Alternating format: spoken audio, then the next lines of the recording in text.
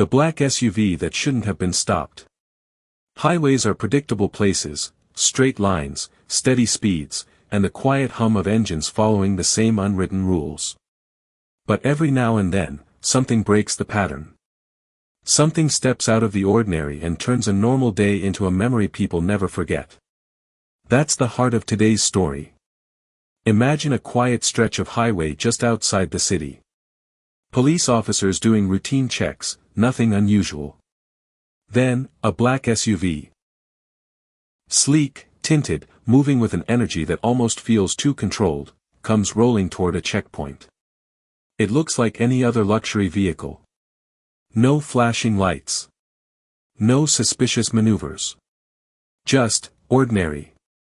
But inside this SUV sits a crew nobody should underestimate. A crew led by a man whose name alone can make trained officers rethink their decisions. A man known for his silent presence, sharp instincts, and a reputation as both a martial artist and a crime figure whispered about in the darker corners of the city, Steven Seagal. The officers don't know this, not yet. All they see is a car that needs inspection. What follows is something that shocks everyone witnessing it, something the news would replay for days, something that would leave both the police and the public asking the same question. How did everything go wrong so fast? Now, let's dive into part 1 of this gripping 2-part series. And remember, if you love intense, suspense-packed stories, make sure you subscribe and like the video after enjoying this episode. The sun sat low in the sky, throwing long shadows across Highway 47. It was supposed to be a calm shift for Officers Daniels and Ruiz. Routine. Predictable. The kind of day you forget by the following morning. Daniels leaned against the hood of the patrol car, sipping lukewarm coffee, while Ruiz scanned the passing vehicles with a bored expression. "Slow day," Ruiz muttered. "You complaining?" Daniels chuckled. "I'll take slow over crazy any day." Those were famous last words. At 4:17 p.m., a jet-black Chevy Suburban appeared in the distance, polished, heavy, and tinted just dark enough to raise the slightest suspicion. The way it moved was smooth, too smooth. No hesitation. No visible passengers. It glided. Ruiz straightened. "You see that one?" Daniels nodded. "Yeah. Looks expensive." "Expensive doesn't mean illegal." "No," Daniels replied, "but it's worth a look."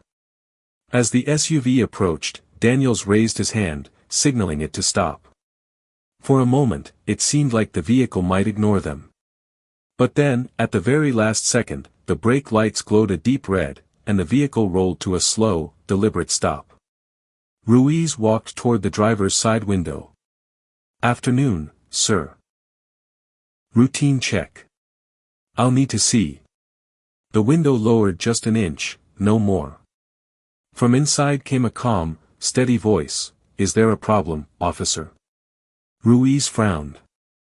"Sir, I need to see your..." The window lowered fully. And the officer froze. Behind the wheel sat a massive man with slick-back black hair, sunglasses, and a presence that seemed to tilt the air around him.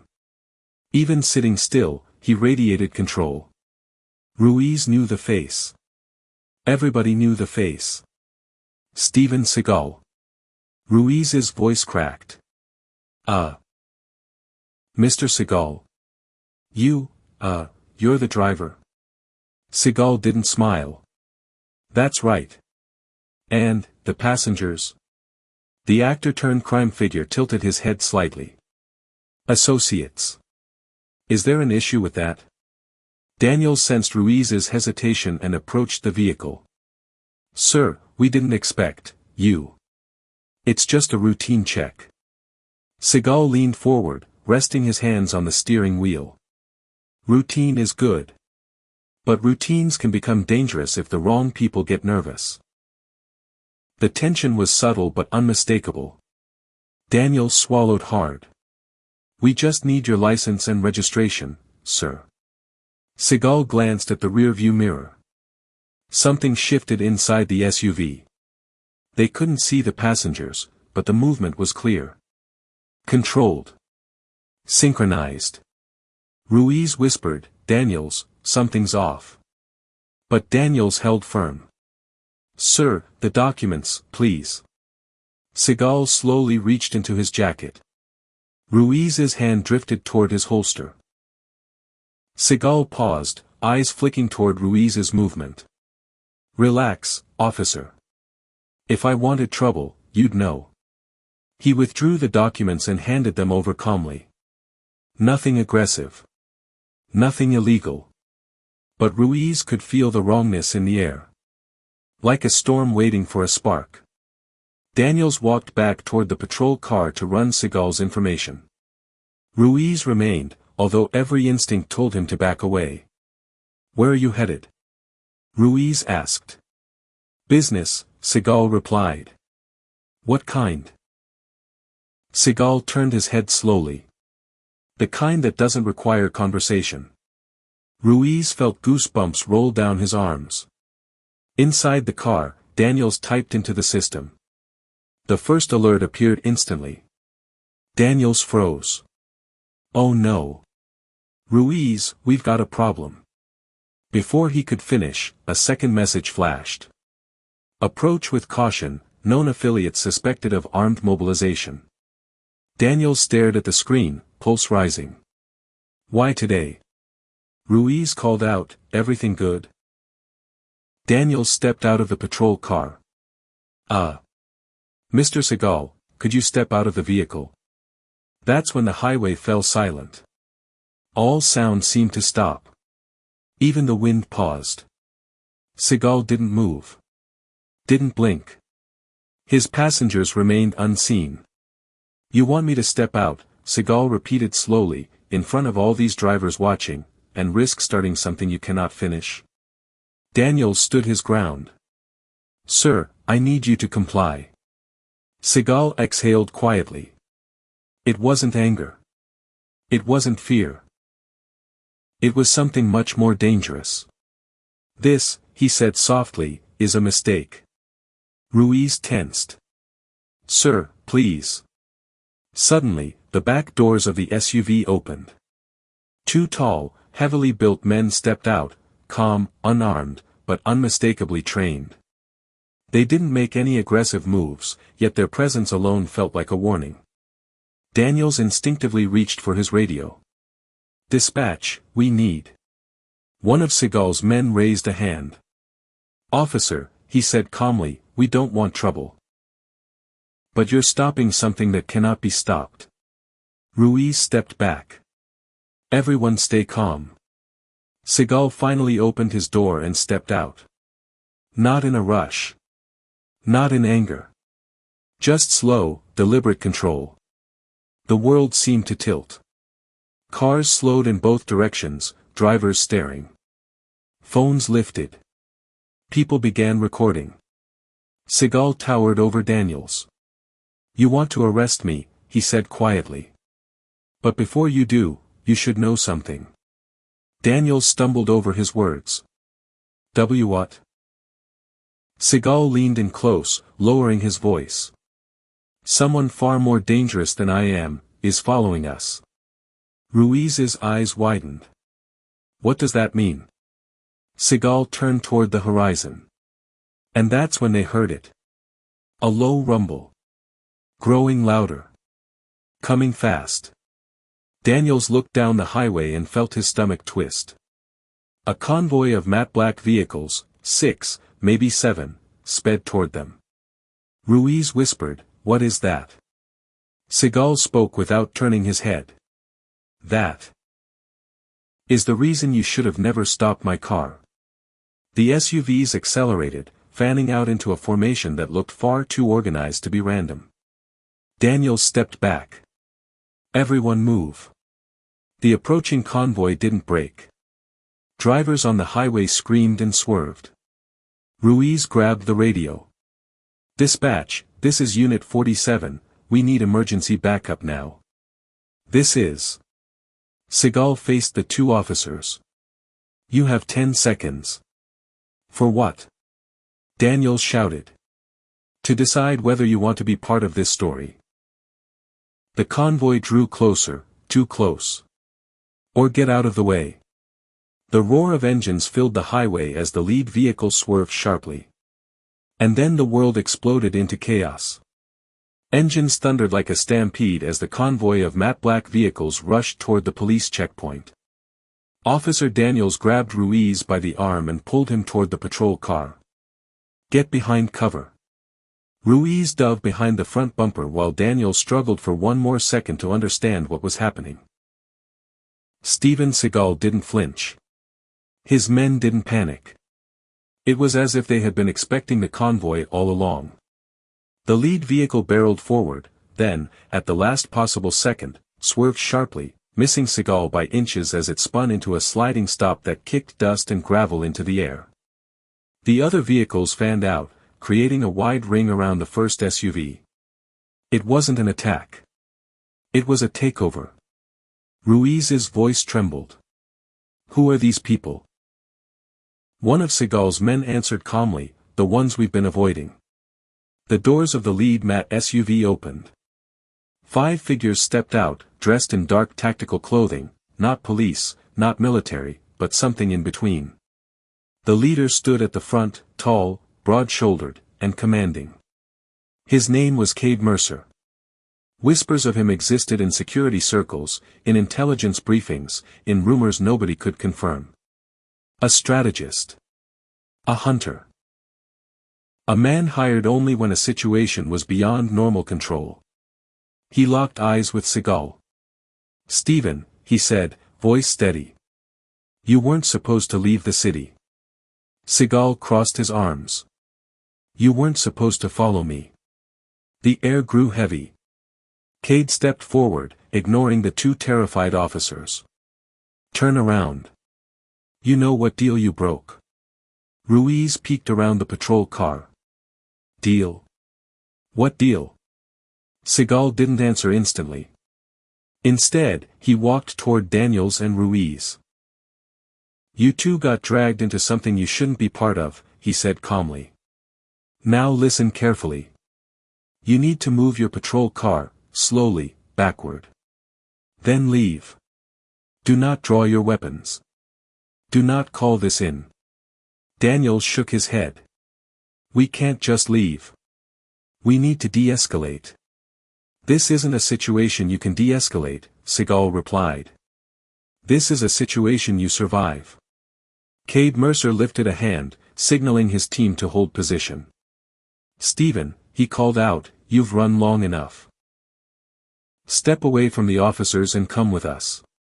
It ends here." Seagal looked at his men, then back at Cade.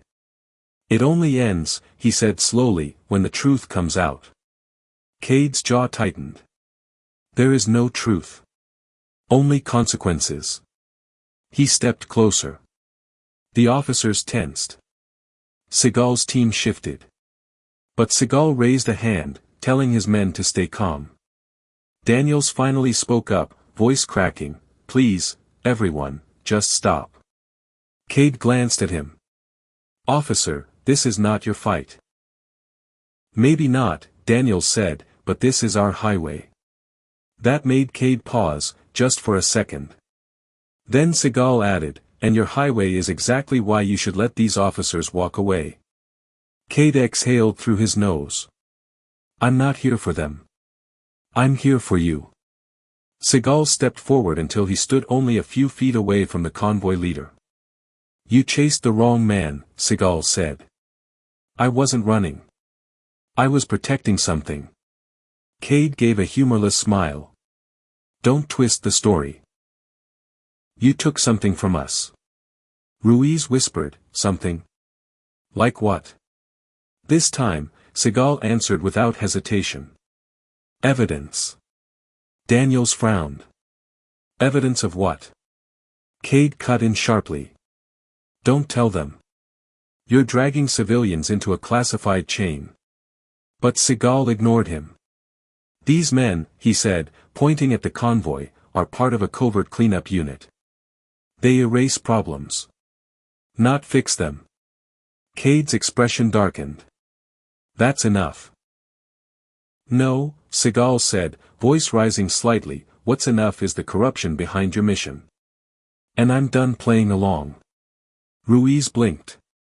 So you're, what? Helping people? Seagal looked at the officers. I'm preventing a disaster. Cade stepped forward aggressively.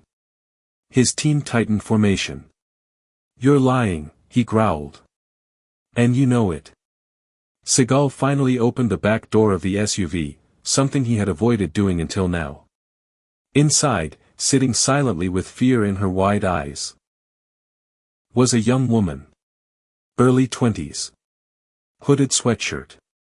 Backpack clutched to her chest. Not a weapon. Not a criminal. A witness. Seagal gently helped her step out. Ruiz gasped. She's just a girl. Cade's team stiffened. The girl looked at the officers, voice trembling. They want to make me disappear. Daniels felt his stomach drop. Disappear? I saw something, she whispered. Something they weren't supposed to do. And now they're cleaning it up. Cade raised a hand sharply. Do not say another word. But the girl stepped closer to the officers, desperate. They destroyed evidence. They hurt people. I saw everything. I filmed everything. They're trying to take my phone, my proof. Seagal nodded. I promised her protection. That's why we were heading out of the city. Cade shouted, Stephen, stop. You're only making this worse. Seagal turned back to face him. Worse for who? The highway fell deathly quiet. The officers found themselves in the center of a storm they weren't prepared for. Ruiz whispered, Daniels, what do we do? Daniels swallowed hard. We do what's right. Cade's team spread into a semicircle. They still hadn't drawn weapons, but their body language screamed readiness. Stephen, Cade warned, if you take one more step, we will intervene. Seagal stepped forward anyway. The officers froze. His men tensed. The convoy shifted. And for the first time since he arrived, Cade Mercer hesitated. The girl clung to Seagal's jacket, terrified. You won't touch her, Seagal said. We don't need to, Cade replied. The moment you break the line, it becomes a federal obstruction. You don't represent the federal government, Seagal shot back. You represent the people paying you to silence her. Cade's mask of control cracked. You think you're the hero of this story, Stephen? You don't even know the full picture. Seagal stepped closer. Then enlighten me. Cade clenched his fists. You're protecting a witness who doesn't understand the danger. Her video is only part of the truth.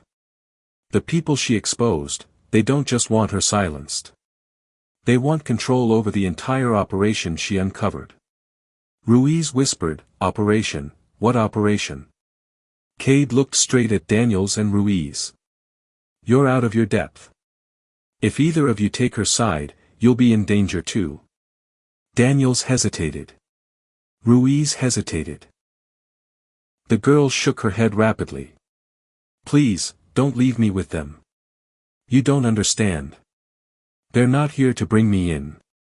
They're here so I never speak again. Cade's eyes sharpened. That is not our mission.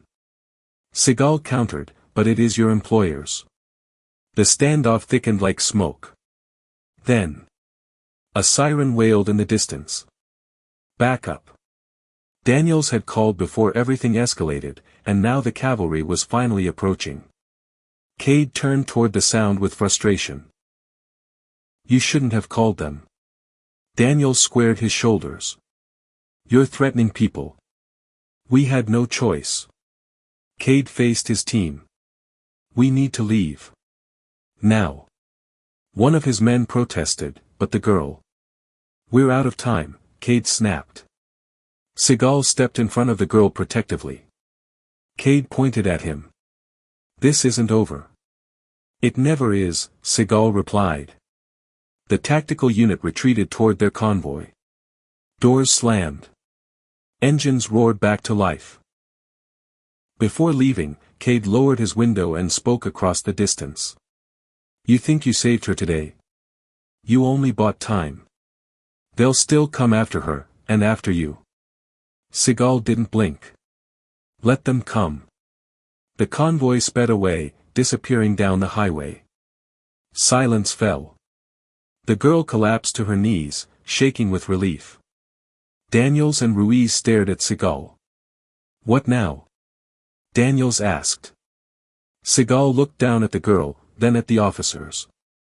"Now," he said quietly, "we take her somewhere safe. And then, we expose everything." Ruiz hesitated. "Sir, this is bigger than us." Seagal nodded. "Which is why we don't face it alone." The approaching police backup vehicles were getting closer, sirens growing louder. Daniels took a deep breath, trying to process the chaos they had witnessed. Ruiz whispered, "We're really doing this?" Seagal looked at them with steady confidence. "You stopped the wrong SUV today," he said, "but maybe it was the right decision after all." The girl stood, wiping her tears. "Thank you, for not leaving." Daniels gave a small smile. "We're in this together now." As the backup units arrived, surrounding them with flashing lights and confusion, Ruiz whispered, "This is going to be all over the news." Seagal finally allowed himself a small, rare smile. "Good," he said. "Because the world needs to hear the truth." And with that, the real battle began. If you enjoyed this dramatic story, don't forget to subscribe and like the video so you never miss another powerful episode.